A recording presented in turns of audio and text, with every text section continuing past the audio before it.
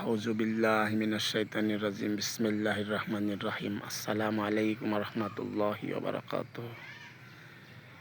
আমি যে ভিডিওটা করতেছি এই ভিডিওটা করার উদ্দেশ্য, আমরা গাজীপুর ভবানীপুর গ্রামে অনেক ভূমিহীন দারিদ্র শ্রেণীর লোক 30 বছর, 35 বছর, কেউ 40 বছর, 50 বছর এমনভাবে বসবাস করে আসিতেছি দীর্ঘদিন যাবৎ। যখন 5ই আগস্ট সরকারের পতন হয়, দেশ ত্যাগ করে, তখন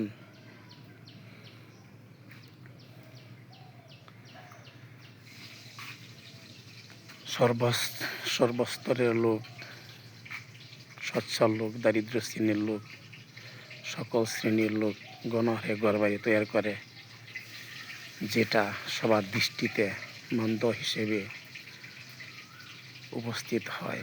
আসলে যেভাবে হয়েছে এটা কেউ মেনে নিতে পারে না, আমি নিজেও সাপোর্ট করি না, কিন্তু কে শুনে কার কথা। সরকার দেশ ত্যাগ করার পর আইন শৃঙ্খলা বাহিনী যখন স্বাভাবিক ছিল না, তখন সবাই সুযোগের সদ্ব্যবহার করেছে। কেউ কারো কথা শুনেনি, ফরেস্ট ডিপার্টমেন্ট বাধা দিয়েছে, কিন্তু তাদের কথা শুনেনি। যার যার মনগড়ভাবে যার যার সামর্থ্য অনুযায়ী সবাই করেছে। যার একটা দুইটা আছে সেও করেছে, যার নাই সেও করেছে। এভাবেই দীর্ঘদিন চলতে থাকে। পরে যখন এক সময় অন্তর্বর্তীকালীন সরকার আসে, দেশের আইন শৃঙ্খলা বাহিনী স্বাভাবিক হয়, তখন ফরেস্ট ডিপার্টমেন্ট সর্বোচ্চ পাওয়ার নিয়ে অ্যাকশনে আসে। অ্যাকশন আসার সময় কোনো বিবেচনা করেনি, কোনো বিশ্লেষণ করেনি, কে ভূমিহীন কে গরিব, একাধারে সব ভেঙে চুরমার করে দেয়। সব ভেঙে চুরমার করার পরও আমরা জায়গা ত্যাগ করিনি, কারণ আমরা সত্যি ভূমিহীন, আমাদের কোনো জায়গা সম্পত্তি নাই। আমরা ধৈর্য ধরে প্রায় 2 বছর হয়ে গেছে, 2 বছর ধরে এখনও সেই জায়গাতে আছি। কেউ ত্রিপল টাঙিয়ে আছে, কেউ বাটিংয়ের একটু সাফরা দিয়ে আছে। আর আমরা রাতভর কান্নাকাটি করেছি, দোয়া করেছি, হে আল্লাহ, এই দেশে একটি গরিবের সরকার প্রতিষ্ঠিত করুন, যে শুনবে গরিব মানুষেরা হাজারি, যে ন্যায় বিচার করবে, ইনসাফ ব্যক্তি বিচার করবে। আর সেই দলটা আমরা ভাবি একমাত্র বিএনপি, কারণ বিএনপি ইসলাম প্রিয়, বিএনপি আল্লাহকে বিশ্বাস করে, এমনকি আল্লাহকে ভয় করে। তাই আমরা আল্লাহর কাছে অনেক দোয়া করেছি, বিএনপি ক্ষমতাতে আসুক, ধৈর্য ধরেছি। এতদিন পর যখন একটু বৃষ্টির সময় এসেছে, কেউ না কেউ কোনোভাবে একটু ঠিকঠাক করার প্রস্তুতি নিচ্ছে বৃষ্টি থেকে বাঁচার জন্য। সেই মুহূর্তে ফরেস্ট ডিপার্টমেন্ট আবার আসছে, এখানে থাকা যাবে না, আপনারা ওঠেন। আমরা তাদের উত্তর পেলে আমরা কোথায় যাব, তারা বলে কোথায় যাবে সেটা আমাদের দেখার বিষয় না। তাই আমি মনে করি এখন সরকারের সুদৃষ্টি কামনা করি, কারণ দেশের সরকার সকল শ্রেণীর লোকের অভিভাবক। আমি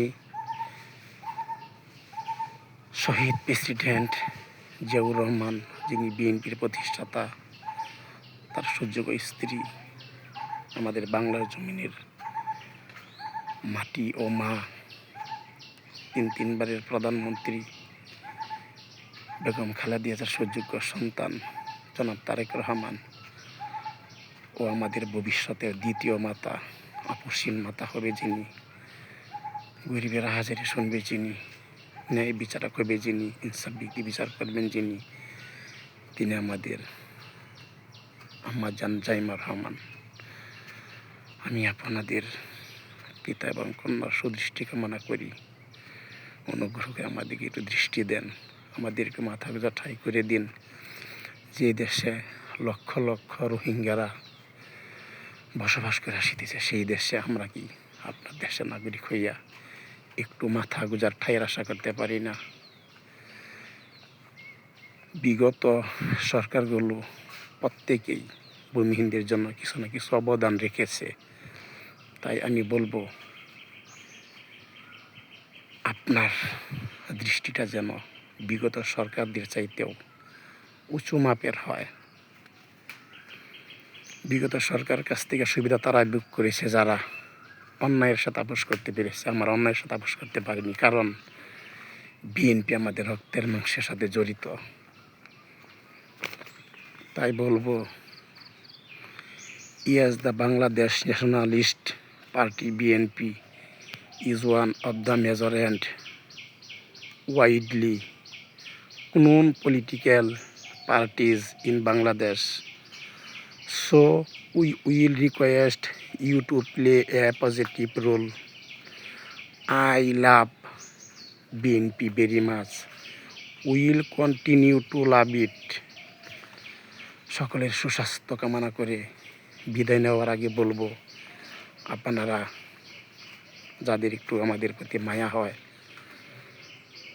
তারা, এবং যারা খাস জায়গায় থাকেন তারা ভিডিওটা বেশি বেশি করে লাইক এবং শেয়ার করবেন।